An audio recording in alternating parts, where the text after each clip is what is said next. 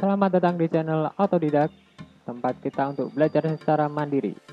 Pada video ini, saya akan membahas tentang beberapa rumus yang harus Anda ketahui jika ingin melakukan tes sebagai admin atau staff. Sebenarnya rumus-rumus dasar ini juga sangat berguna untuk kita gunakan di berbagai hal dalam kegiatan sehari-hari ya, untuk menghitung sesuatu yang membutuhkan perhitungan di Excel.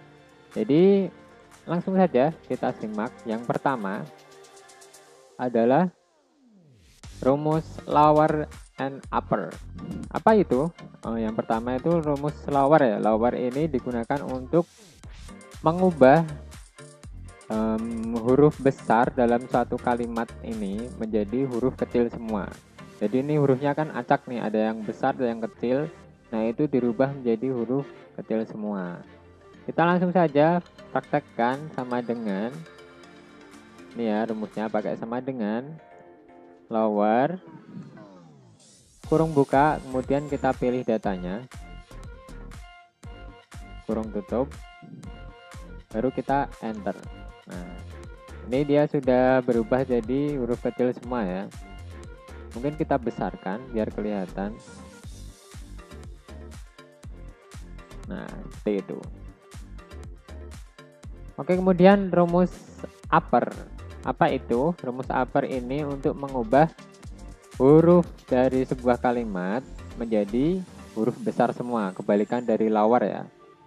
Nah, kita langsung saja kita praktekkan sama dengan upper, kurung buka, kita pilih datanya, kalimat yang akan kita ubah hurufnya, kemudian kurung tutup, kita enter. Kita perkecil biar kelihatan. Nah, itu akan berubah menjadi huruf kapital semua. Oke, next rumus selanjutnya adalah rumus proper. Rumus proper ini digunakan untuk merubah awal kata menjadi huruf besar. Jadi yang huruf besar itu awal katanya saja, dan sisanya huruf kecil. Biasanya ini digunakan untuk judul ya, misalnya judul presentasi atau judul laporan keuangan, itu kan pasti awal katanya besar. Oke, sama dengan kita langsung saja kita perbesar dulu biar kelihatan, sama dengan kurang besar ya. Sama dengan proper,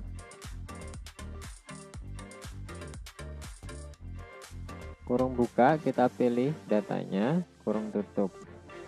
Nah, sudah jadi. Ini yang besar atau yang menggunakan huruf kapital adalah awalnya saja.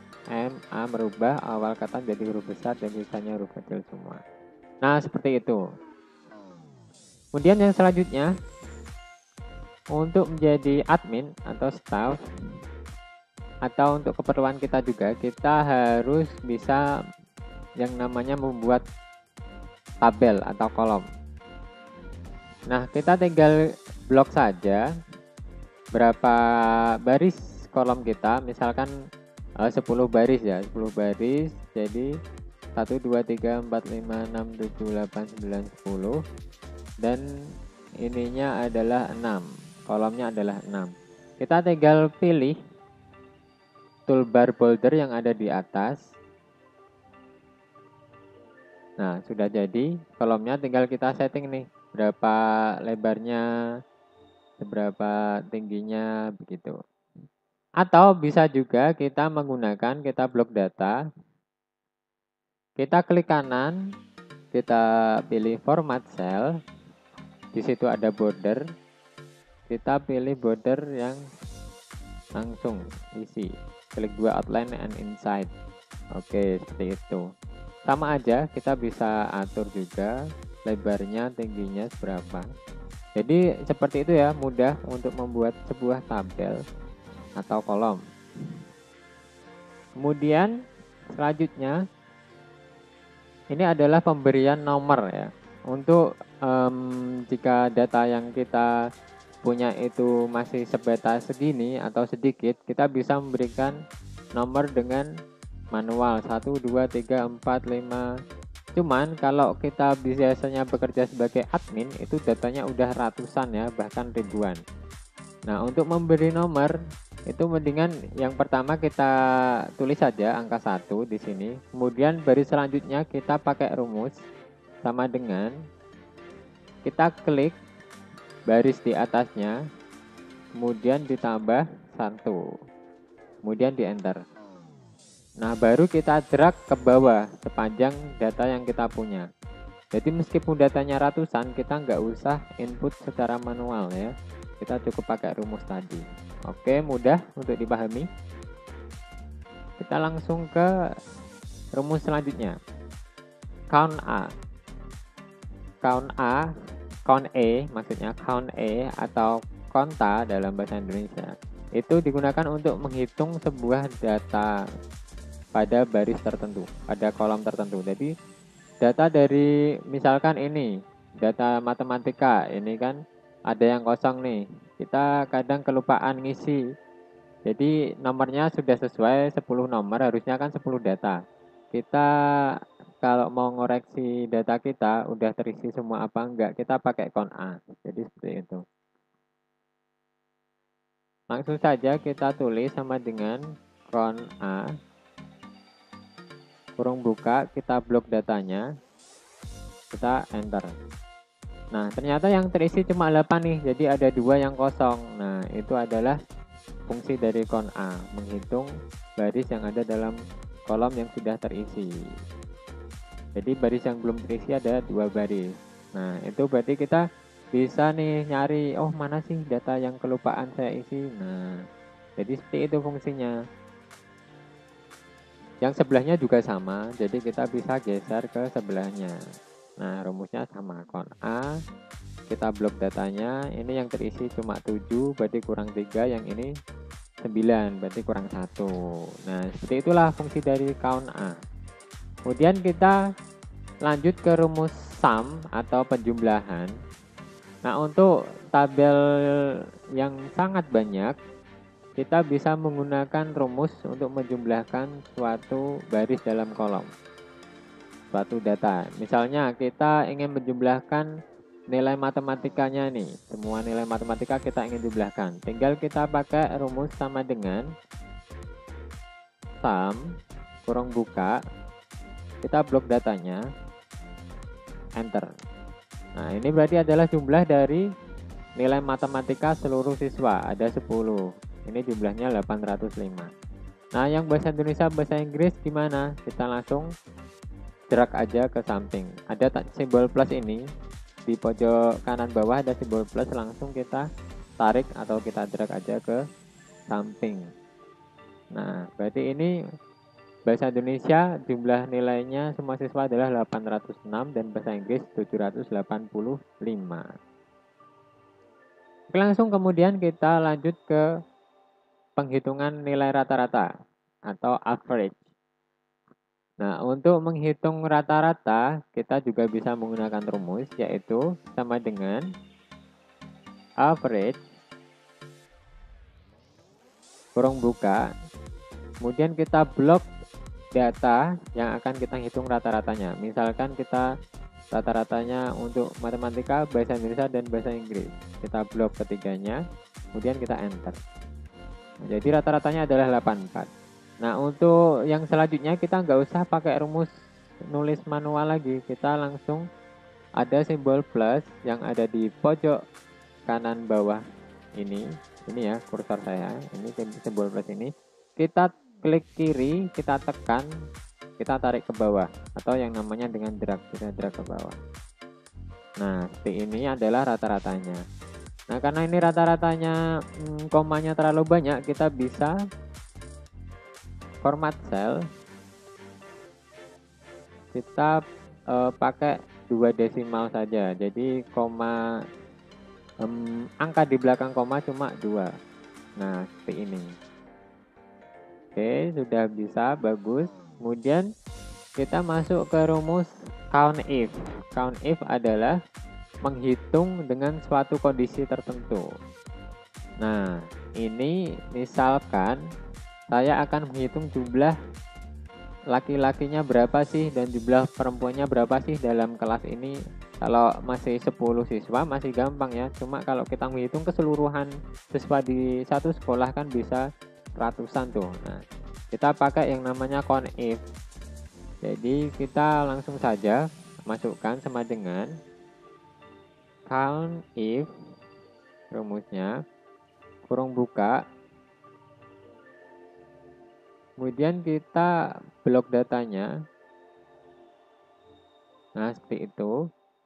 Kemudian kita kasih titik dua, kasih titik koma, atau di beberapa Excel itu pakainya koma ya. Tergantung Excel kalian masing-masing. Ada yang pakai koma, ada yang pakai titik koma. Nah, kalau punya saya ini titik koma, kemudian tanda petik 2, kita tulis L yang laki-laki, terus petik lagi, baru kurung tutup. Kita enter. Ini kurang F nih ya, count if. Nah, harus teliti guys. Nih, count if. Nah, baru kita enter. Nah, jumlah laki-laki ada 8. Kemudian kalau menghitung jumlah perempuan sama aja rumusnya, pakai sama dengan count if kurung buka, kita blok datanya. Kemudian titik koma. Kalau perempuan kan P, tanda petik, P, tanda petik lagi, kurung tutup, enter. Nah, perempuannya ada 2. Jadi seperti itu menghitungnya, pakai count if, menghitung dengan kondisi tertentu. Kemudian kita lanjut ke rumus if. Rumus if itu digunakan untuk menentukan suatu kondisi ya. Jadi contohnya saya akan menentukan status siswa ini lulus atau enggak dengan suatu kondisi tertentu. Misalkan nilai untuk kelulusan itu jika mereka mempunyai nilai di atas 80. Jadi kalau di bawah 80 itu dianggap tidak lulus. Nah, jadi saya pakai sama dengan if kurung buka, kita pilih datanya, nilai rata-rata kan yang dihitung untuk status kelulusan, nilai rata-rata. Kemudian jika kurang dari 80, kita pakai kurang dari 80, titik koma, tanda petik, maka dia tidak lulus. H4 ini nilai rata-rata, kurang dari 80, titik koma, tanda petik, tidak lulus, tanda petik, kemudian titik koma lagi, lulus, tanda petik kurung tutup. Ini apa maksudnya? Maksudnya adalah jika H4 ini nilai dari kolom rata-rata kurang dari 80, maka dia tidak lulus. Kemudian titik koma yang terakhir ini, dan selain itu, bacanya kayak gitu, selain itu berarti lulus. Nah, kita enter. Kemudian kita tarik ke bawah untuk hasil yang lain. Jadi ini ya, ini yang 77 nih, si chopper di bawah 80 nilai rata-ratanya, maka dia tidak lulus. Frankie, Brooke, dan Jimbe juga tidak lulus ya, karena rata-ratanya juga di bawah 80. Itulah fungsi dari if. Kemudian kita langsung masuk ke dalam VLOOKUP. VLOOKUP ini atau vertical lookup ini fungsinya untuk memilih data sesuai dengan yang kita inginkan. Jadi misalkan ini ya, kita langsung saja pakai rumus VLOOKUP untuk menampilkan data nomor 1 siswa. VLOOKUP kurung buka, kita pilih yang ini, nomor 1 ini, V15. Ini nanti yang akan kita mainkan nanti. Jadi ini kalau saya tampilkan nomor 1, yang hadir yang ditampilkan adalah datanya Luffy semua. Kalau nomor 2 nanti Zoro semua. Kalau nomor 10 berarti Jimbe semua. Jadi seperti itu. Saya mau buat seperti itu. Jadi kita pakai VLOOKUP, kita klik pertama B15, kemudian titik koma, Kita blok datanya, semua data dari awal sampai akhir ya. Dari B4 sampai I13. Ya. Jadi kita blok datanya, data semuanya. Baru kita titik koma lagi. Data yang kita tampilkan yang keberapa? Yang ke 1. Nah, seperti itu. Oh, ini harusnya 2 ya. Ini 2. Bentar.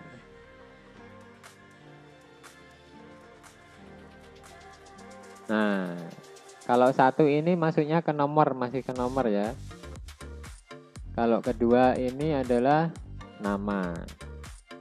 Nah, yang bawahnya juga sama. Tinggal kita copy data yang di atas, kita copy ke bawah. Biar sama semua. Ini NA karena tidak di lock ya. Kalau mau ngopi datanya untuk ke bawah, kita lock dulu. Caranya, ini di rumus VLOOKUP ada yang namanya B15 di sini. Dia kan tetap. Nah, kita pencet F4. F4 sampai simbol dolar ini muncul. Kemudian data yang ini juga kita ubah, kita tetapkan F4 sampai simbol dolarnya muncul. Atau data ini kan B4 sampai I13 kan ini semua data yang kita blok tadi. Baru kita enter, kita copy ke bawah. Nah, sama kan udah jadi. Tinggal kita rubah ininya rumus yang belakangnya. Jenis kelamin kan urutan ketiga, 1 2 3. Maka yang belakang kita ganti dengan 3. Nah, seperti itu. Kemudian matematika kan 4, 1, 2, 3, 4. Maka yang ke belakang kita ganti dengan 4. Yang ini kita ganti dengan 5. Yang ini kita ganti dengan 6. Dan seterusnya. Sampai status ya.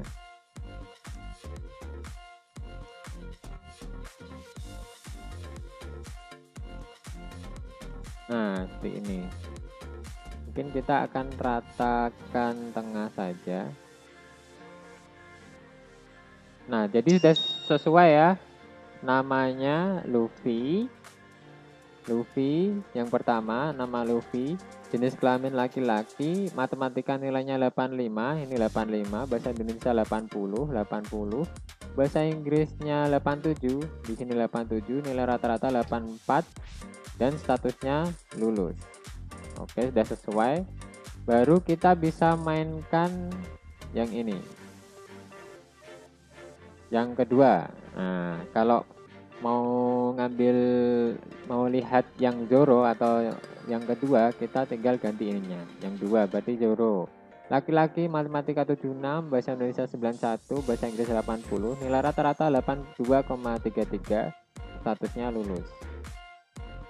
Ini bisa kita atur kayak tadi ya. Format desimalnya cuma 2 angka di belakang koma. Oke. Nah, seperti itu. Misal kita mau lihat datanya Robin. Robin itu nomor 7. Kita tinggal ganti ininya, ganti 7. Kita enter. Nah, ini sudah berubah sendiri nih. Robin, jenis kelamin perempuan, matematika 90, bahasa Indonesia 95, bahasa Inggris 91, nilai rata-rata 92. Status lulus. Nah, pintar sekali ya si Nico Robin ini ya. Oke, selanjutnya untuk menjadi seorang admin atau staff, kita juga harus tahu tentang bagaimana cara filter and sort atau memfilter dan mensortir. Nah, untuk memfilter akan saya tunjukkan. Ini lebih baik saya tambahkan satu baris, klik kanan di sini insert. Jadi di atas data ini kita tambahkan baris baru, kita kecilkan.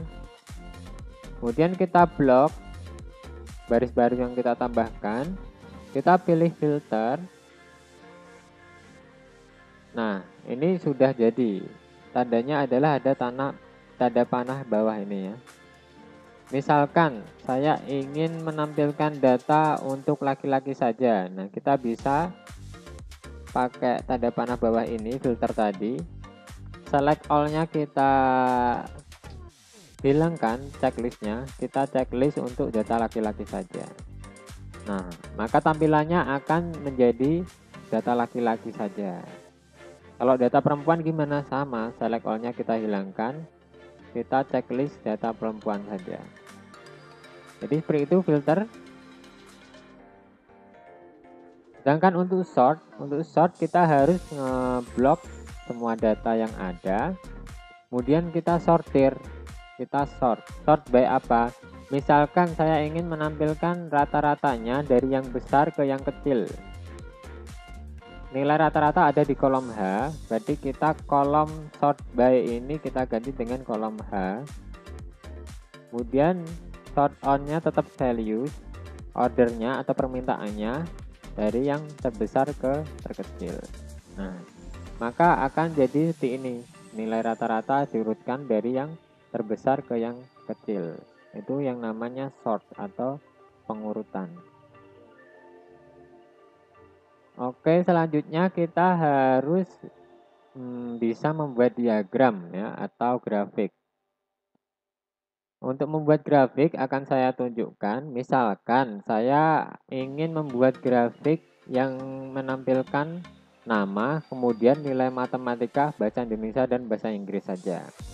Langsung saja blok datanya nama, kemudian pencet kontrol, ditekan kontrolnya, kita blok datanya yang matematika, kontrolnya masih ditekan, bahasa Indonesia, dan bahasa Inggris. Jadi 3 data ini yang akan kita buat grafik atau diagramnya. Kemudian kita pilih insert di bar atas, pilih kolom, kita pilih yang 2D kolom dulu ya. Nah, maka datanya sudah tampil nih. Nilai dari seluruh siswa bisa dibandingkan di dalam satu diagram atau grafik. Untuk mengubah namanya ini, kita tinggal klik kanan, select data, kita ubah seri 1 nih. Seri 1 kan matematika, kita ganti matematika. Kemudian seri 2 ini kita ubah, edit menjadi bahasa Indonesia.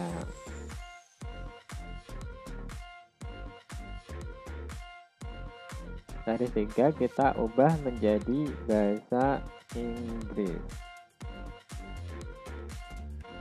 Tinggal oke nih. Nah, datanya sudah jadi kan. Tabel yang ditampilkan tadi tabel nama, kemudian tabel nilai matematika, bahasa Indonesia, dan bahasa Inggris. Jadi yang biru ini menunjukkan nilai matematika, yang merah bahasa Indonesia, dan hijau bahasa Inggris. Sama persis kan? Nah, jadi seperti itu cara membuat diagram batang atau grafik diagram batang. Kemudian saya kasih contoh lagi, misalkan saya ingin menampilkan nama siswa dan nilai rata-rata saja. Sama, kita blok nama, kita pencet kontrol, kontrolnya kita tekan, kita blok nilai rata-rata.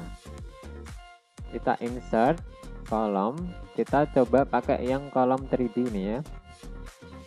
Nah, di sini kita juga bisa milih berbagai macam varian atau variasi atau bentuk diagramnya. Misalkan ini warnanya seperti ini, kita pilih satu-satu aja.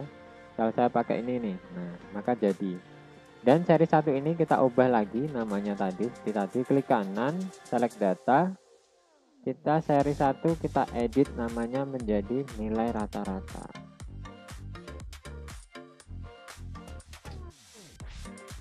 Nah, sudah jadi ya nilai rata-rata siswa, tabel nilai rata-rata siswa. Jadi seperti itu membuat diagram. Dan kita tadi sudah mencoba satu persatu ya rumus dari Excel yang harus kita ketahui. Ini minimal ya, minimal kita sudah tahu rumus-rumus ini jika ingin melamar kerja menjadi admin atau ingin tes sebagai admin atau staff, atau bisa juga kita gunakan dalam aktivitas kita sehari-hari nih. Kan dari tadi pasti kan kita paling sering tuh menggunakan Excel untuk menghitung sesuatu atau merekap sesuatu, jadi seperti itu. Oke, sekian dulu dari saya. Semoga video ini bermanfaat dan jadi referensi baru bagi teman-teman semua. Sampai jumpa kembali dan goodbye. Assalamualaikum warahmatullahi wabarakatuh.